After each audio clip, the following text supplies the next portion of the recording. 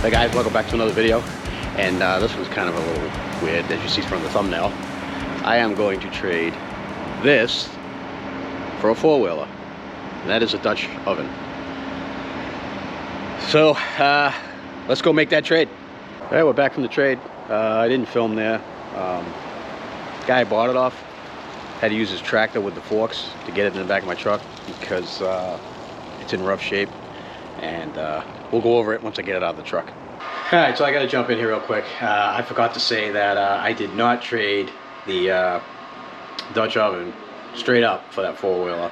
I offered him a price for it, and we were like 200 bucks off. And he asked if I had anything to trade. I asked him, what do you got in mind? He asked me if I had a Dutch oven or any flat iron skillets, and I said I have a Dutch oven. So he decided he'd take the Dutch oven and give me the four-wheeler for the price that I wanted it for, and that's how we made the deal. So a little bit of clickbait there on the thumbnail, but yeah, I did not trade it for a Dutch oven. Just wanted to make sure that I made that clear. Well, it's out of the truck, and it doesn't look too bad, right? Well, it's pretty bad. So it does run. Previous owner did get it started for me, but we'll not go into gear.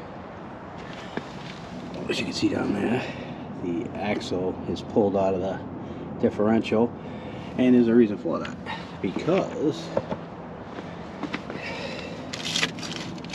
it is completely rotted out back here. And the reason for that is the previous owner had this really weird long switchback driveway going up to his house, and he's got kind of like a farm, and he uses to plow his driveway. And in order for him to even get up that thing in the winter, he had to salt it really bad. He had barrels of salt all along the hill going up to his house, and apparently he never washed this thing off, so it just rotted out. I'm gonna try to fix it. All right, my camera just cut out. I'm gonna stop recording outside here because it's like 27 degrees and my camera's not really liking this cold weather. So let's get this thing in the garage, get it on the lift, and take a better look at it. I pushed it in here.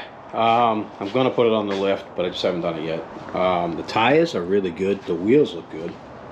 They're just aluminum wheels. If worst case scenario, and I can't fix this thing,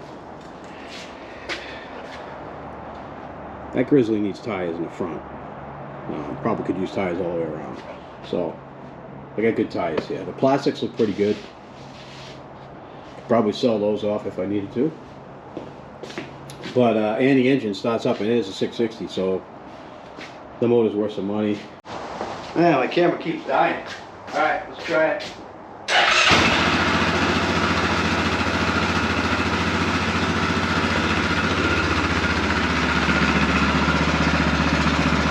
I think at this point, we're going to walk around it and just check everything out. Maybe make a list of what this thing needs. And then show you guys exactly how bad the rust is on it. Let me take the seat off of this thing. Man, we got wires and stuff down in here. I don't know what any of this stuff is for. Oh, this looks like maybe a tender. So somebody had a tender on this at one time, and that looks like, oh, how about that? I think we actually might even have the, yeah, we do, the original tool bag with all the tools. All right, that's pretty cool. It's pretty rusty and dirty, but that's cool to have. Let's take a look at the gearbox. See what we're looking at in here. I think there's a filter. I don't think the guy used it off-road. Oh, wow. Pretty clean. That's cool. Right, let's drop that back in real quick. So nothing to lean on.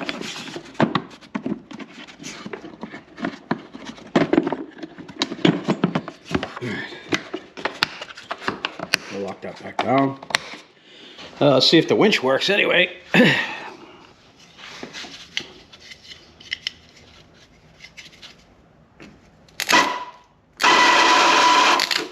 That's good. We know that works. Let's take a look at this bumper. This bumper clearly doesn't go with this machine. I don't even know what's going on there. There's some kind of a pin right there. I don't know what that's for. That pin is holding this thing on. This homemade bracket. It's pretty nice that it's got a snatch block on there. That come in handy. So I think we're gonna end up taking this thing off. And it's freaking loose anyway. It's not even on there tight. So we're gonna end up taking that off. I might put it back on. We'll see. I gotta see how rusty it is underneath. Alright, so the headlights work. Let me see. The battery's pretty dead. Let me put the key on. This battery that I have right here, I need to put on a charger. It's kind of dead. But let's see if let me show you guys the headlights work. That's a low beam. Well, that one works. And high beam. Takes a little while for it to kick in because the battery is very low. All right, let's go see if the taillight works. Yeah, let me put the lights back on. Let's see if that lights up. It does not. And that bulb looks burnt out. So we'll have to fix that. Alright. Now, it does run, which I showed you guys. It doesn't run good. It dumped a ton of gasoline on my garage floor. So the carburetor was overflowing. So the carburetor needs work. So let's go check out the back. Oh, one other thing. We also have some kind of a light up there. I don't really know what that light is. But and they bolted it through the throttle cover. As you can see, it's not even connected to anything. So I don't even know if it works. It may take that off, we'll see. I don't know if the rear brake works. It's frozen solid, so that's going to need work. I mean, everything is totally rusty. We got some rust up here, rust down in there. All right, let's go underneath. All right, so the tires, as you can see, are pretty good, pretty nice. This does have IRS. That boot is broken, so it probably needs a new axle. Probably replace both if I can save this rear end. I don't know. It has lock-in differentials. The rear brake is up there. I don't know if it's working. It is hydraulic, so that's nice. You guys can see that. I'll have to check it out. The shocks are pretty spent. You can get cheap ones online. I'll show you guys. If you look at the back of my Grizzly, that's just a cheap old Chinese shock, and it's perfectly fine for this bike. And if I had to do it on this one, it'll be perfectly fine as well. All right, so let's see here. This is the trailer hitch, and as you can see, it's not even connected to anything anymore. So I think what we need to do is start taking some of this stuff off if we can. Start soaking it. See what we got. You can see right there how rotted that is. I mean, it's completely rotted off. The A-arms are rotted off. He said the back frame was so rotted that the axle slid out of the rear differential. So I'm going to start removing some of these plastics if we can, and just take a look at what we got. Everything else looks pretty good. The plastics are faded. He left this thing outside. The last registration on Massachusetts registration was 05. It has, the last New Hampshire registration was 2010. And this is a Maine registration in 2013. So this hasn't been off-road in 11 years. Let's take a look up here at the controls. Let's see what we got. All right, the battery's pretty weak, so I don't know what we're gonna see. It has, can you guys, I'm trying to block the sun here. It has 2,192 miles, and I'm not sure what this stuff is over here. The gas gauge is flashing, so I don't know if it's low on gas. Let's see, trip.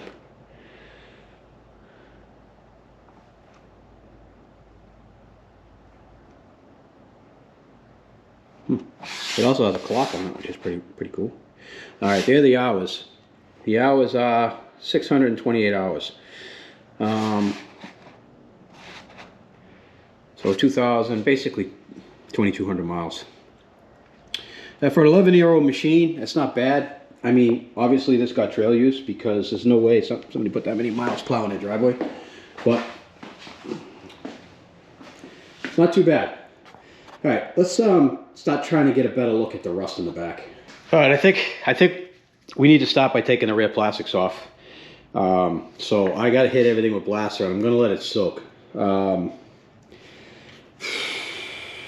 Hopefully I can get some of these things apart. All right, guys. First bolt I tried to take out. As you can see, it was rotted pretty good, so there wasn't much meat there. I guess I'm in for a fun time here. The rack's off. Pull this guy up, and it looks like we have a mouse nest. And let's see what else we got. Oh, there's the start. There's the winch relay right there. All right. Let's continue. Wow. Take a look at that. The supports are rotted right off. There's no supports here at all. Wow. And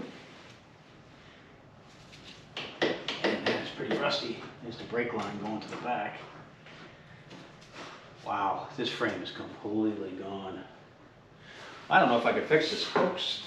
Well, guys, this thing is severely rotted. Woo. Trailer hitch basically fell right off.